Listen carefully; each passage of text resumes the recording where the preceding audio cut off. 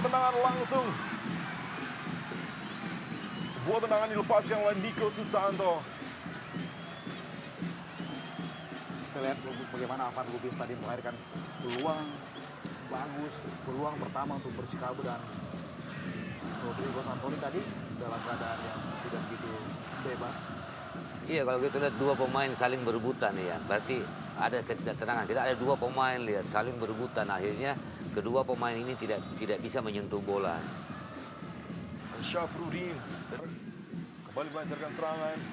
Batum Roger dianggap dijatuhkan oleh Haris Yulianto, hanya berjarak 1 meter saja dari depan kotak penalti Sriwijaya.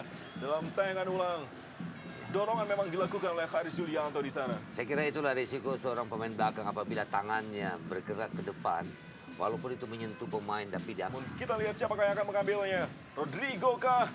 Bagney, David, Batum Roger mencetak gol.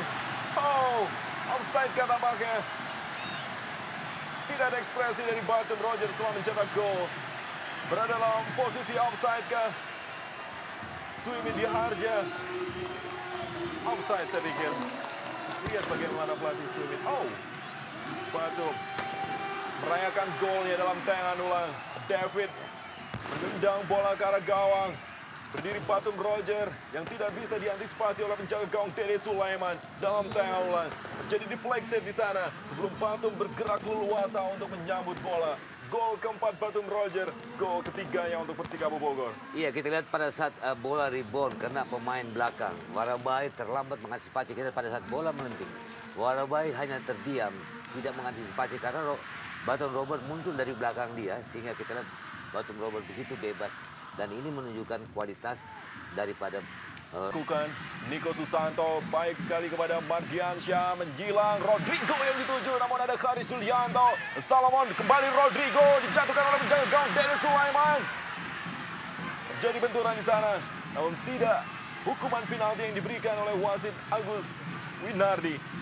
Kita akan melihat sekali lagi sundulan dari Haris Yulianto. Kembali. Ya, Erwin, bagaimana bebasnya tadi posisi Rodrigo Santoni, Roger Batum, dan juga Salomo. Cetak gol, Batum Roger, menjilang kepada Rodrigo. 2-0, Persikabo Bogor unggul atas Sriwijaya FC.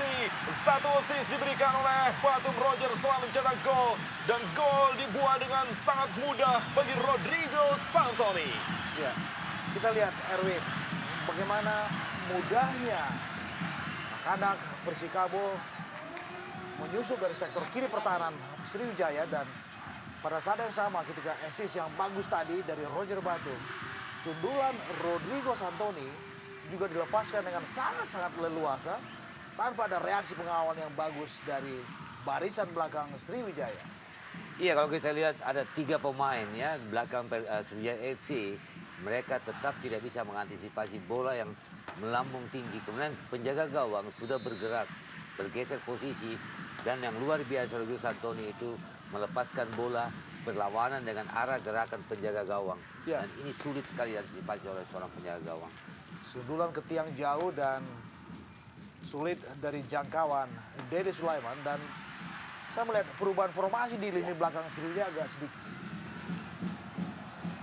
Penampilan Hengki memang sangat vital untuk barisan atau untuk menemboki barisan belakang Persikabo.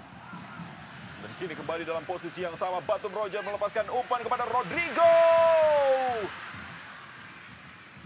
Gagal kali ini. Meski untuk kesekian kalinya Sriwijaya FC harus menerima kenyataan bahwa mereka selalu ditekan dan selalu diperlakukan. Ben Berlian melewati 2 pemain bertahan di sana. Kini Batum Roger, kerjasama yang sangat baik dengan Jarod. 3-0, Persikabo Bogor menaklukkan Sriwijaya FC. Sebuah pembalasan yang setimpal di Stadion Persikabo Cibinong. Mudah sekali terjadinya gol ketiga Persikabo, dan juga indah sekali bagaimana mereka mendesainnya dengan sangat dingin, dengan sangat tenang dari lini kedua, dari sektor kanan pertahanan Sriwijaya. Dan hebatnya ini lahir dari pemain pengganti Jarod. Kita lihat bagaimana one to touch antara Mardiansa dan kemudian diselesaikan dengan bagus tadi oleh Roger Batum dan berujung pada Jarod melakukan bola placing tanpa bisa terjangkau dengan bagus oleh Dede Sulaiman.